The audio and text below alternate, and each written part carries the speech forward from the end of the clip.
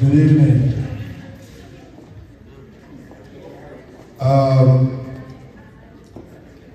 I'm here on behalf of the guest speaker, Chief Success Obioma Akagburuonye, Akaraugo 1 of Mbaise. Mr. Chairman, I'm going to acknowledge existing protocols because it looks like time is far spent. So, Biko Igbo, I'll crave your indulgence to please listen carefully, listen attentively, because all them in the message, Chief Akagburuonye. Also, I wish to thank immensely our dear Chairman, Dr. Festus Okere, and the Executive Committee of our esteemed World Igbo Congress and the Planning Committee for giving me this remarkable honor and privilege to address the 2024 convention in Albuquerque, New Mexico. I regret greatly my inability to be present physically in your midst, owing to last-minute indisposition. I had made all necessary plans to be with you. Kindly accept my sincere apologies. The question, Ndi Igbo, gịnị ka anyị chọrọ?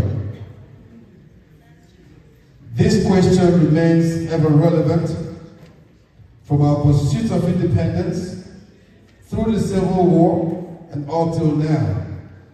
This question weighs heavily on the hearts of every Igbo person. It is my sincere hope that this convention should comprehensively address this question and proffer solutions to our enduring quest for harmonious coexistence. Recently, many Igbo people feel that the Nigerian state has let them down.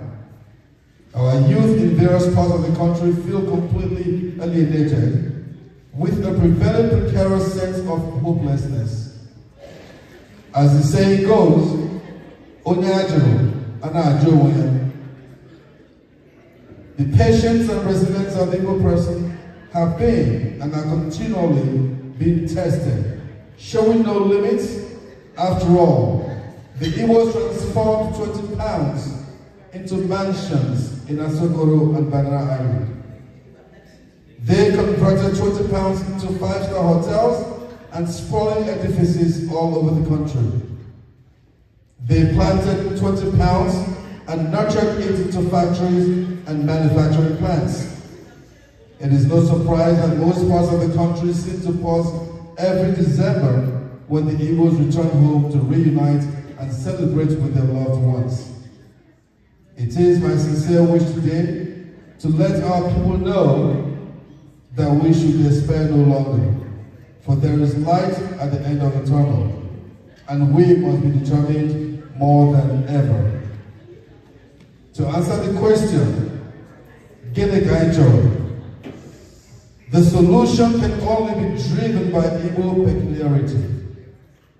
We cannot retrieve or surrender our cultural beliefs to anyone. Our nation, Nigeria, belongs to everyone, and we cannot equate leadership failure to hatred. Many of our brothers and sisters say, I can't establish my business in the East because the environment isn't supportive. While this concern may seem convincing, some of our neighboring brothers have proven that our destiny lies in our ability and resolve to look inwards. Indeed, the answer is economic and industrial emancipation. United States of America experienced a dichotomy of North and South until the late 1990s. No section retrieved and no section surrendered. Now it is time for us to provide leadership that will foster the enabling environments necessary for businesses to thrive in our homeland. The transformation of 20 pounds into factories, mansions, and thriving businesses didn't occur by chance. It was a result of the determination of the people to secure the future for our generation. We must reignite the spirit once more and work to collaborate with each other one more time. Abuja, Lagos, and other non-eastern states are already congested, and we need to help them decongest. This can be achieved by developing an Igbo that is not only conducive, but also secure to attract foreign economic investment. Igbo, when we embrace and imbibe the spirit of Akaraugo, the transition to the new Igbo will be rapid. World Igbo Congress has a very crucial role to play as an apex Igbo organization in the diaspora. To whom much is given, much is expected. Mr. Chairman, the World Igbo Congress stands a very good chance of making this paradigm shift a reality in our lifetime. Permit me, Mr. Chairman, to share with you some thoughts on SWOT analysis of the Igbo man. Our strengths. The greatest strength of the Igbo man is our enormous human capacity. Even if latent, we have a huge population of very resilient people. Our population constitutes a vast market yet to be tapped. We also have unarguably some of the brightest minds in our nation. Our weaknesses. By far the major weakness that confronts the Igbo nation is the obvious dearth of any suitably articulated strategy, whether in short, medium, or long terms, to unlock the enormous potentials of our people. We are too individualistic in our pursuits that the very indispensable corporate agenda that can make us competitive in contemporary terms are totally absent. The ones usually flaunted with the spirit of love and unity of purpose of our forefathers are increasingly disappearing. Our opportunities. One clear opportunity is evident. Igbo land is economically green. Under such circumstances, innovations come cheap. Hope is also regularly available. According to Martin Luther King Jr., if you take away everything from a man, do not take away his hope. Our threats.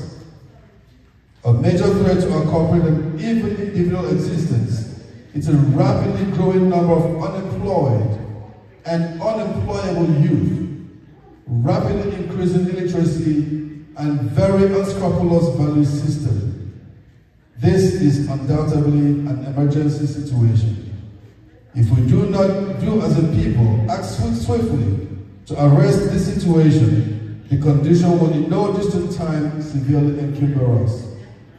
A lesser though somewhat significant threat is our hostile neighborhood, occasioned by the negative perception of the regular Igbo person by our three neighbors. Owing to the fact of our large population and absence of comparatively large arable land, the ordinary Igbo person, in the process of natural survival instinct from the old time, grew resilient and determined. The audience will agree with me that these are not attributes that will be cherished by a competent neighbor. Leadership.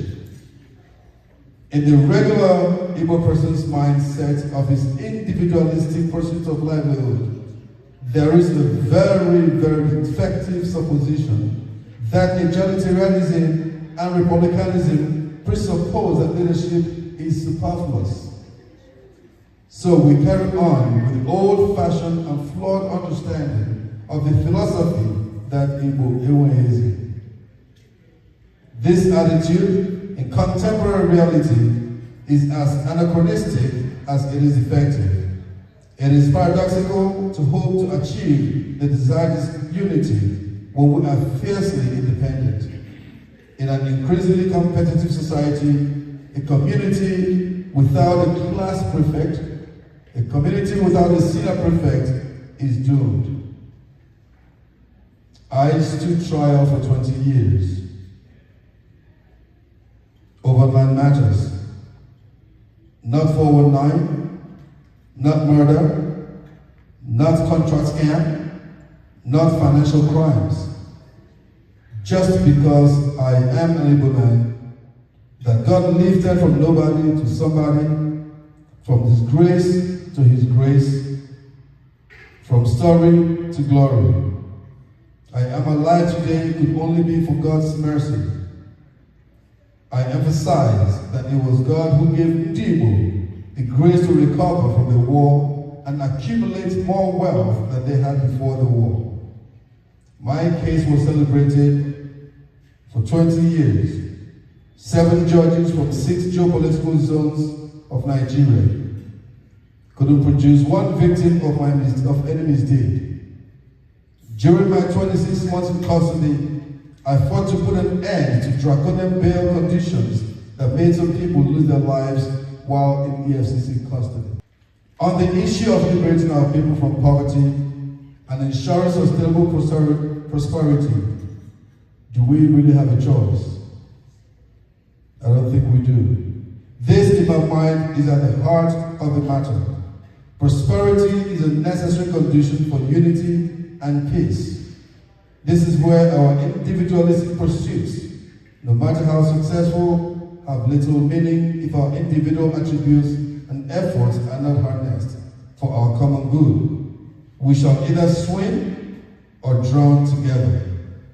We must identify economic pursuits where we have or some of our corporate strengths confer on us, comparative advantage, and articulate appropriate course of action.